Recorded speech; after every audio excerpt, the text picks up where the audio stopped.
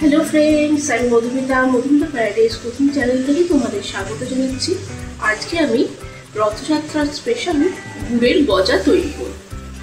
আর বাইরে ঝমঝম করে বৃষ্টি পড়ছে। রথযাত্রা মানে বৃষ্টির একটা সম্পর্ক আছে। চলো তবে শুরু করি। প্রথমে আমি এখানে একটা বোল নিয়েছি। বোলের মধ্যে আমি দেব পরিমাণ মতো ঘি। আর এই রেসিপিটা করতে ময়দাটা ঘি দিয়ে মাখলে টেস্টটা ভালো হয়। তারপরে এর মধ্যে আমি দিচ্ছি পরিমাণ মতো নুন।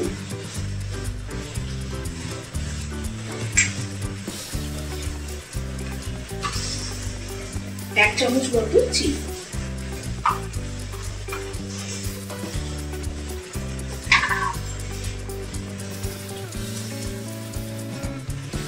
হাফ চামচ মতো বেকিং সোডা দিচ্ছি, যাতে গজাটা একটু খাস্তা হয় তার জন্য।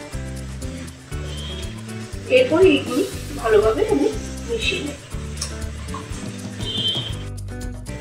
তারপরে এখানে আমি দিচ্ছি উষ্ণ গরম করে রাখা দুধ। গুড়ের গজাটা করতে দুধ দিয়ে মাখলে টেস্টটা খুব ভালো হবে।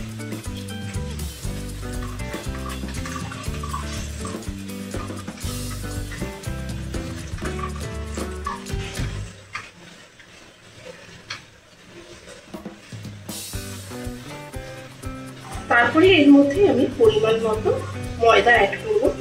একেবারে পুরোটা ময়দা অ্যাড করবো না, অল্প অল্প করে দেব।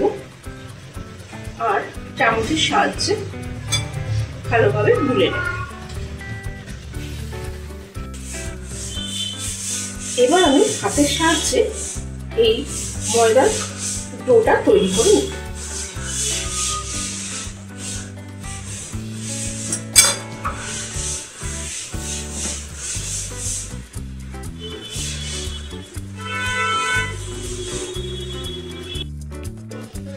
ডোটা আমার তৈরি হয়ে গেছে, একদম পারফেক্ট ডো হয়েছে। এটি আমি এখন 15 মিনিটের জন্য চাপা দিয়ে রেখে দেব, তাতে এটি একটু শক্তও হয়ে যায়।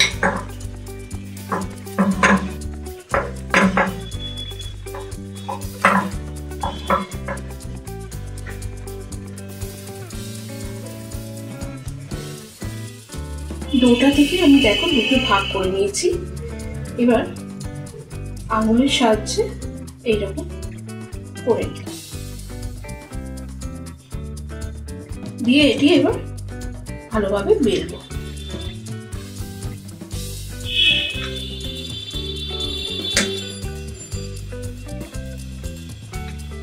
থিকনেসটা কিন্তু বেশি পাতলা হবে না।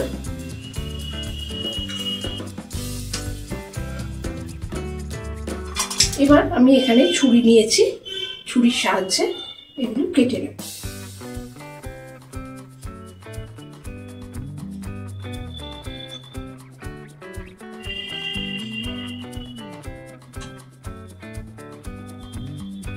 এটি মিষ্টি আর নোনতা দু রকমেরই হয়। আমি এখানে তোমাদের মিষ্টিটা করে দেখাচ্ছি। তেল কিন্তু আমি এখানে হোয়াইট অয়েল দিয়ে দিয়েছি আর মিডিয়াম গরম করেছি, বেশি গরম করিনি। তার মধ্যে আমি এইগুলো এবার দিয়ে দেব।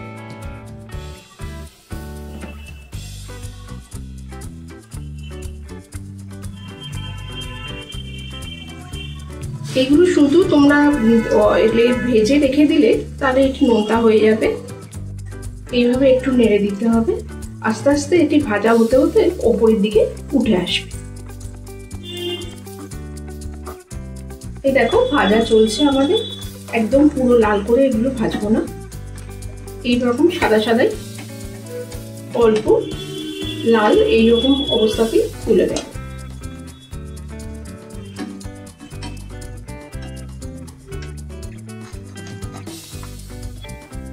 সেম কড়াই আবার আমি নিয়ে নিয়েছি ধুয়ে।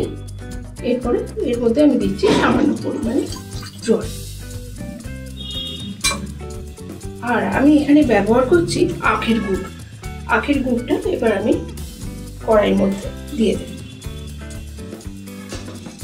তোমরা গজার পরিমাণটা যেই পরিমাণে করবে সেই পরিমাণে গুড়টা নেবে। আর এখানে আমি দিচ্ছি সামান্য পরিমাণে গোলাপ জল দিয়ে এই গুড়ের শিরাটা আমি তৈরি করে নেব। গুড়ের শিরা আমাদের তৈরি হয়ে গেছে। এরপরে এই ভাজা গজাগুলো আমি এর মধ্যে দিয়ে দেবো। দেওয়ার পরে এগুলো কিন্তু কনস্ট্যান্ট নেড়ে যেতে হবে খুন্তির সাহায্যে, তা না হলেই একটার সাথে একটা কিন্তু এঁটে যাবে। যতক্ষণ না শুকনো হয়ে আসছে ততক্ষণ এই গজাটা নেড়ে যেতে হবে। যখন শুকনো হয়ে একটার গায়ে থেকে ছেড়ে আসবে তখনই নাড়া বন্ধ করতে হবে। এটা সম্পূর্ণ তৈরি হয়ে গেলে আমি তোমাদের এটি সার্ভ করে দেখিয়ে দেব।